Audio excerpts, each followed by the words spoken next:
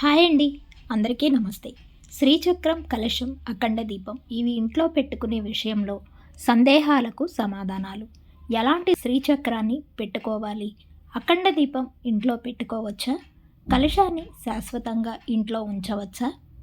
సందేహాలకు సమాధానాలు ఈ వీడియోలో తెలుసుకుందాం. ఆరాధనలో భక్తికే తప్ప భయానికి తావులేదు. ఆరాధన అంటే ప్రీతి కలిగించేది, ప్రీతితో చేసేది అనే అర్థం.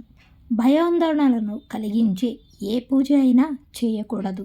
ముఖ్యంగా స్త్రీలు శక్తి పూజలకు దూరంగా ఉండాలి. ఈ పూజలు రజో తమో గుణాలను ప్రకోపింపచేస్తాయి.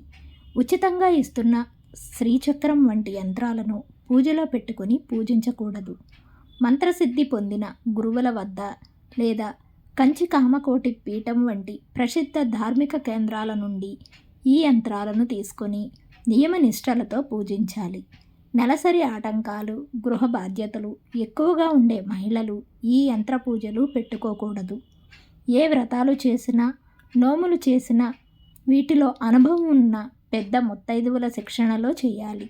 అంతేగాని ఏవో పుస్తకాలు చదివేసి ఎన్నో అనుమానాలతో ఏమి చేస్తే ఏం జరుగుతుందో, ఏం ప్రమాదం వస్తుందో అని భయపడుతూ ఏ వ్రతం చేయకూడదు. మొదటి నుంచి వంశాచారంగా కుటుంబంలో పూజిస్తున్న దేవుళ్లను, దేవతలని కొలవడం మంచిది. ఎవరో చెప్పారని కొత్త దేవుళ్ల వెంట, దేవతల వెంట పడటం మంచిది కాదు.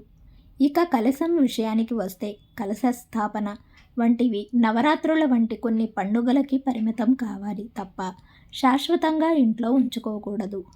ఇంట్లో అఖండ దీపారాధన అవసరం లేదు. నిత్య పూజలో దీపారాధన చేస్తే చాలు. ఆలయాల్లో చేసేవన్నీ ఇంట్లో చేయాల్సిన అవసరం లేదు.